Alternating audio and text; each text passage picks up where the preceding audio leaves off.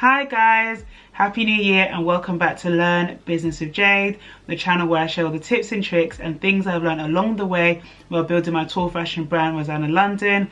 Today I'll be talking about the 6 things I've learned in 2020. So number 1, it's really important to have a plan and to plan way in advance. So I think in 2020, like everyone, I was a bit all over the place. I'd have an idea, get a sample, then the idea was kind of out of season. I'd have an idea in March because I'm thinking spring, that kind of thing, get a sample, but then that sample's, or like that piece is more suited for January or for March. But at this point I've got the sample, it's maybe end of March or beginning of April. It's all those kind of things that I'm planning way in advance. Before this I was kind of working backwards. So you get to spring, I'm like, oh, what should I design for spring? Now I'm in that spring mood instead of thinking about it a year ahead. So this year I'm going to try and, fingers crossed, try and do things at least 3 months ahead and eventually work up, do things a year ahead. Otherwise, if I try to do things a year ahead now, I'll basically miss the whole of 2021 and have no releases. So I'm working on that, working like way in advance. This year I've actually got a schedule for the whole year, so I already know what I'm designing and what's going to come out in December and when I need the final samples by, just to kind of keep me in check, keep me organized and less stressed. The second thing I've learned is that it's really important to hire fast or to get help as quickly as possible. So I got a VA about a month ago, and purely because things kept slipping through the net. So a very simple example, sending emails. Because I work a 9 to 5 and also I'm doing Rosanna as well and work in manufacturing, can do all these bits and bobs. I forgot to send out the emails for the last dates for Christmas delivery. You know, like people get emails from brands being like, you have to order before the 23rd, otherwise your delivery won't come for the 25th. Obviously Christmas Day is a present, or so on and so forth. I forgot to send this email out, so I sent it out late. I think I sent it out the week before Christmas, even though I got the dates like maybe middle of November, end of November, and this was because I genuinely forgot. And there's a million one things to do. If I have to decide whether to negotiate a price with a manufacturer to make sure I actually get the stuff I need before a certain date, or to send this email and sign this email, I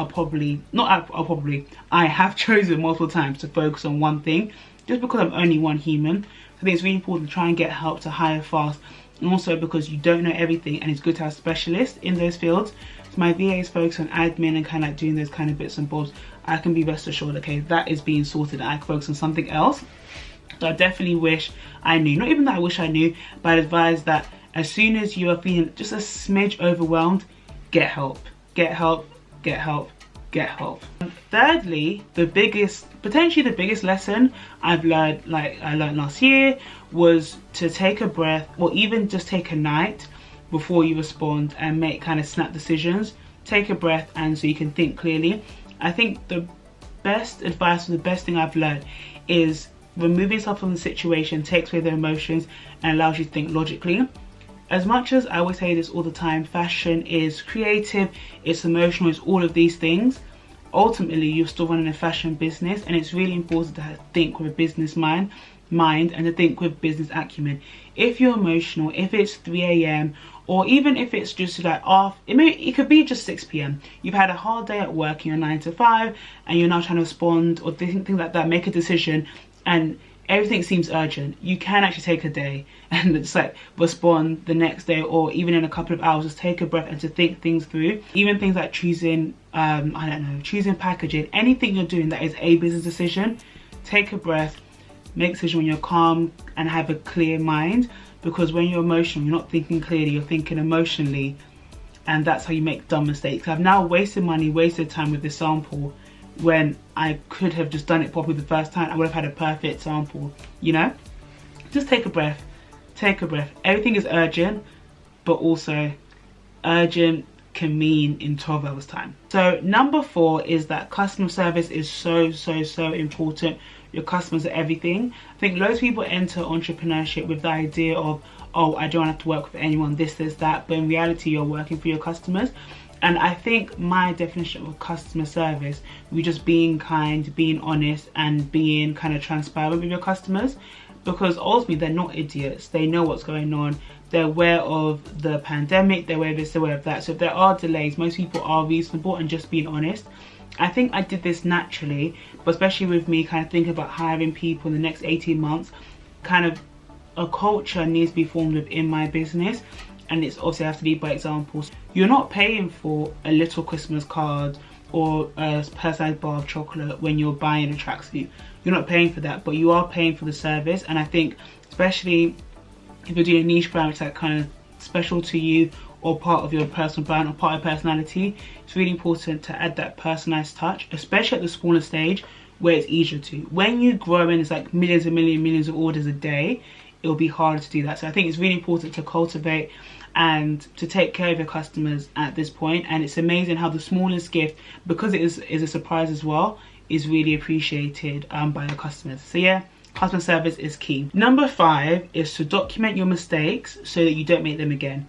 This is the whole reason behind Learn Business with Jade, both the Instagram and this YouTube channel, because I found myself repeating the same mistakes. It starts to just annoy me so much, because learning from your mistakes is one thing, failing fast, cool, but you're not failing fast if you're consistently failing and tripping over the same mistake again and again.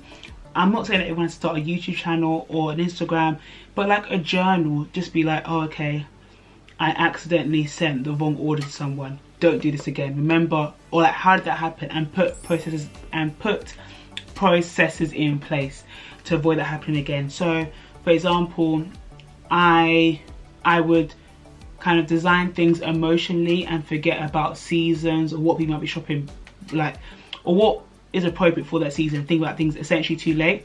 To avoid that mistake, which I basically made again and again and again in 2020, I've got a calendar now where I've planned everything, where I need final samples by. I've chosen colors just so that I can't plan emotionally, because there's no emotion in the decisions anymore. I've done it when I'm kind of business minded with a clear head versus 3 AM and me sketching away and sending a photo and being like, I need this done.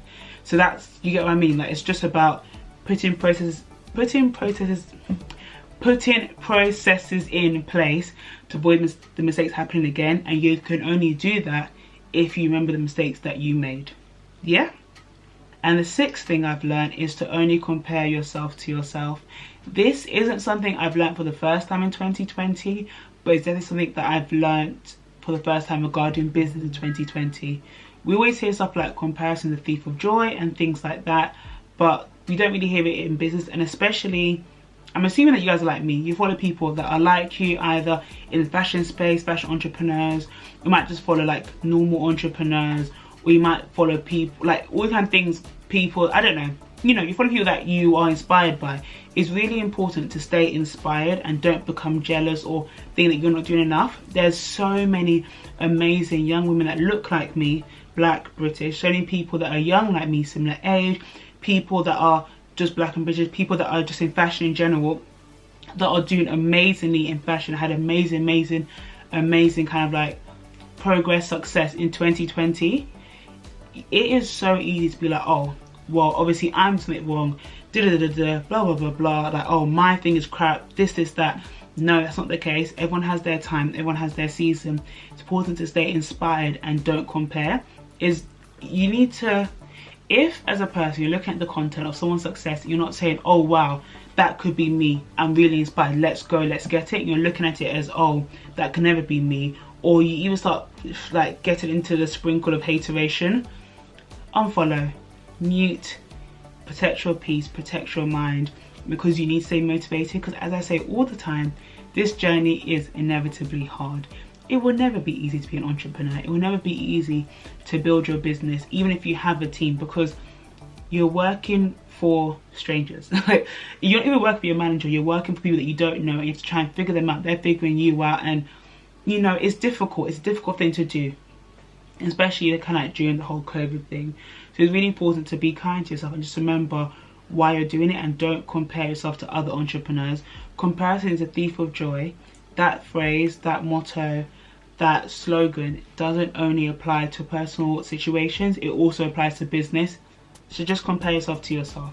If I'm comparing my sales and the numbers that I'm seeing like millions and tens of millions all over Twitter, all over Instagram, I could be like, hold up, I haven't even done 1 million in sales.